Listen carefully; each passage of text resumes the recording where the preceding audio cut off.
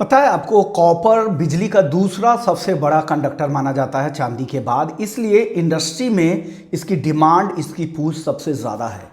और कहा जा रहा है कि कॉपर अगले दशक में सप्लाई संकट की ओर बढ़ता जा रहा है। दुनिया में हर साल करीब 26 से 27 मिलियन टन यानी 260 से 270 लाख टन कॉपर की डिमांड है।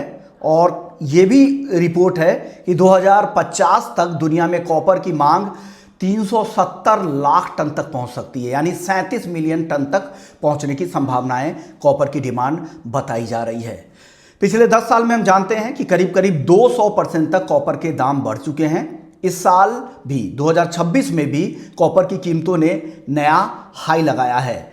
और दुनिया में सबसे ज़्यादा कॉपर की अगर डिमांड की अगर बात करें तो चीन दुनिया का सबसे बड़ा कंज्यूमर है, जो करीब करीब ग्लोबल खपत का अकेले 55% चीन इस्तेमाल करता है। अमेरिका में पावर ग्रिड और एआई डेटा सेंटर से काफ़ी ज़्यादा कॉपर की डिमांड बढ़ती जा रही है और हम सभी जानते हैं इस वजह से ही वहाँ पर सबसे ज़्यादा होर्डिंग भी हो रही है। इसके अलावा जापान और जर्मनी दो ऐसे कंट्रीज़ है जहाँ पे टेक इंडस्ट्री और इलेक्ट्रॉनिक मैन्युफैक्चरिंग का हब है। इसके कारण बड़े कंज्यूमर्स हैं और वहाँ पर काफ़ी ज़्यादा डिमांड है। अब भारत की बात करते हैं। भारत 2025 में आपको बता दूं कि सबसे तेज़ी से बढ़ने वाला कॉपर का यहाँ पर मार्केट बताया जा रहा है और लगातार यहाँ पर डिमांड बढ़ती ही जा रही है। भारत में कुल मांग करीब 18 से 19 मिलियन टन यानी 18 से 1.8 से 1.9 मिलियन टन यानी 18 से 19 लाख टन तक यहाँ पर डिमांड बताई जा रही है भारत में। घरेलू उत्पादन सिर्फ 4.5 यानी 4.5 लाख टन का है और डिमांड है 18 से 19 लाख टन के आसपास भारत का। इसलिए भारत की जो निर्भरता है कॉपर इंपोर्ट पर काफ़ी ज़्यादा है।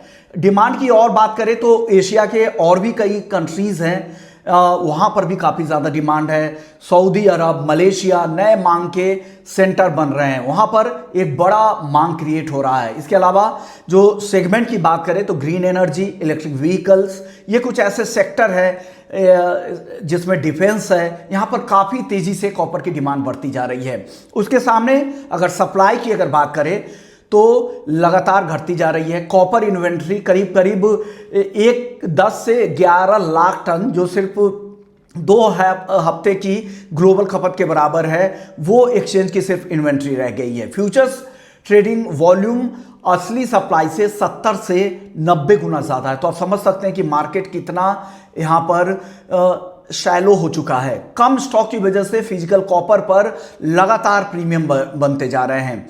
यूरोप में स्टॉक की बात करें तो यूरोप में स्टॉक 1 लाख टन से भी कम का रह गया है। वहीं इंडस्ट्री को सप्लाई के लिए 4 से 8 हफ्ते तक यूरोप में इंतजार करना पड़ता है।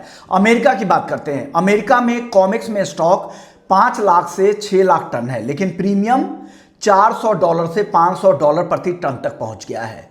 दुनिया में कॉपर की माइनिंग और प्रोडक्शन की अगर बात करें तो ग्लोबल कॉपर का उत्पादन 35 से 40% हिस्सा चिली और पेरू करता है, लेकिन वहां पर भी नई माइंस शुरू होने में 20 से 25 साल तक लग रहे हैं। और हाल में कई माइंस में जो दुर्घटना एक्सीडेंट हुए थे उसके बाद से लगातार यहां पर प्रोडक्शन पर भी काफ़ी ज़्यादा असर हुआ है। और भविष्य की मांग पूरी करने के लिए 80 नई माइंस खोजने की ग्लोबल मार्केट में ज़रूरत है। ये एक नई रिपोर्ट से खुलासा हुआ है।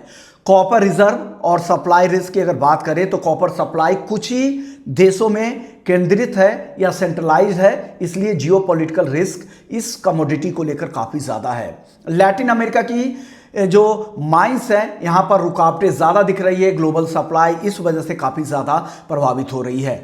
सप्लाई डिमांड गैप के कारण 2030 तक कहा जा रहा है कि 65 लाख टन कॉपर की सप्लाई कम हो सकती है। डिमांड की और बात करें तो एआई और डेटा सेंटर, ये एक ऐसा सेगमेंट है जहां पे जबरदस्त डिमांड क्रिएट हो रही है।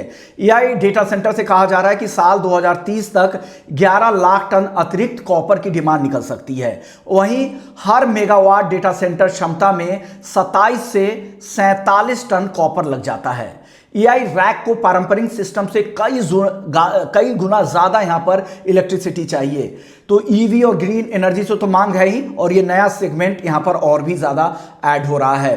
इलेक्ट्रिक व्हीकल की अगर बात करें तो नॉर्मल पेट्रोल डीजल कार के मुकाबले करीब करीब 4 से 5 गुना ज़्यादा यहाँ पर कॉपर की डिमांड है। तो इलेक्ट्रिक व्हीकल यहाँ पर एक बड़ा सेगमेंट है जो काफ़ी ज़्यादा खपत कर रहा है और कहा जा रहा है कि 40 से 50 लाख टन कॉपर की मांग 2030 तक सिर्फ और सिर्फ इलेक्ट्रिक व्हीकल सेगमेंट से ही हो सकती है। तो डिमांड के अलग अलग सेगमेंट यहाँ पे क्रिएट हो रहे हैं। पहले कंस्ट्रक्शन पावर ग्रिड की वजह के लिए ही कॉपर की डिमांड हुआ करती थी, अब धीरे धीरे अलग अलग न्यू एज टेक्नोलॉजी के लिए कॉपर की डिमांड बढ़ती जा रही है और उसके सामने सप्लाई लगातार श्रिंक होती जा रही है। और हालांकि इसके विकल्प के तौर पे देखें तो एल्युमिनियम है और कोई बड़ा विकल्प है नहीं। ऐसे में कहा जा रहा है कि इसके कंप्लीट सब्स्टिट्यूट तो ढूंढना बहुत मुश्किल है, इसलिए इसकी डिमांड यहां पर बनी रह सकती है।